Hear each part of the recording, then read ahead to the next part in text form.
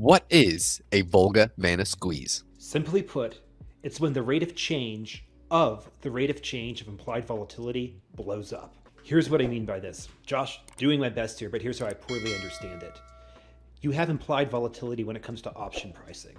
Implied volatility is just simply a fancy way of saying what's the volatility of the underlying, whether it's GameStop, GE, it doesn't matter, or Bed Bath & Beyond. There's only a certain range that these stocks will trade in. Some will be small, some will be large. The larger the range they trade in, the higher the implied volatility, as the stock will go up and it will go down.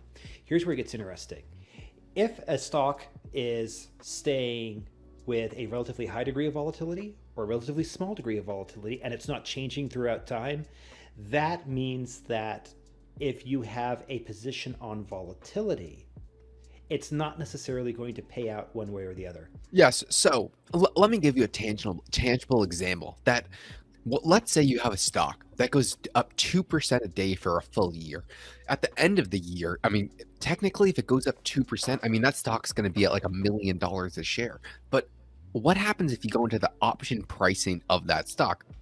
In reality, if you bet on volatility, volatility is not actually going to be up too much because the stock was stagnantly going up in a linear line at up 2% every single day. While yes, the price of the stock skyrockets like a return never before seen, the option volatility is not actually increasing. The opposite would happen if a stock is pretty much doing nothing every single day, but then spikes up 20% one day, the implied volatility of that option is going to skyrocket. And if you were long volatility, you would actually make many times more gains on that super short-term 20% run than that 200% run in a just short 2% gains each day. So this is the implied volatility of the implied volatility. What is the volatility going to be? And when it breaks out of a range bound, that is when the stock can run, and then delta hedging goes on an extreme scale. The rate of change of the rate of change. And no, that's not verbal kung fu or anything like that, but that's how you want to think of it. It's a second order or it's a first order derivative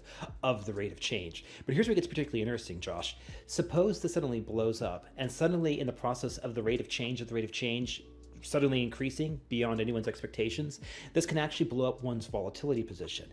And in the process of blowing up one's volatility position, the person whose volatility position is blown up would theoretically have to go through, and I don't want to say FOMO in, but they would have to start buying a bunch of options in order to hedge, or in order to get control of their volatility position back again, as I understand it. This, however, is against the backdrop of an underlying that, remember, is going up. As your early example, it's not going up a boring 2%, rather it's going up exponentially.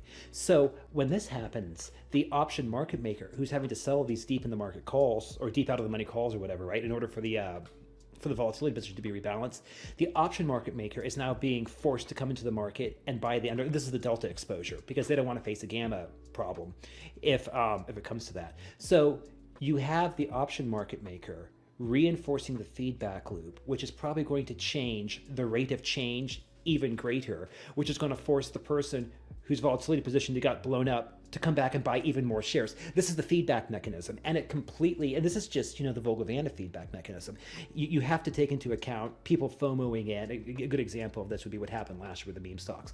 If people FOMO in because the price is going up, and if they FOMO in and buy shares or even buy options, just straight out, garden variety options, well, again, that puts more pressure on the option market maker, who's also having pressure put on them by the volatility guys. And so you create this feedback mechanism that goes up and up and up. And so the rate of change, which is the Volga Vanna squeeze, blows up. And it blows up in a way where it's very visible, and you probably get a lot of FOMO. And so it's not just, it doesn't just happen in a vacuum, is what I'm trying to say. Yeah, so this is a Volga Vanna squeeze. Thank you, and we'll see you on the next one.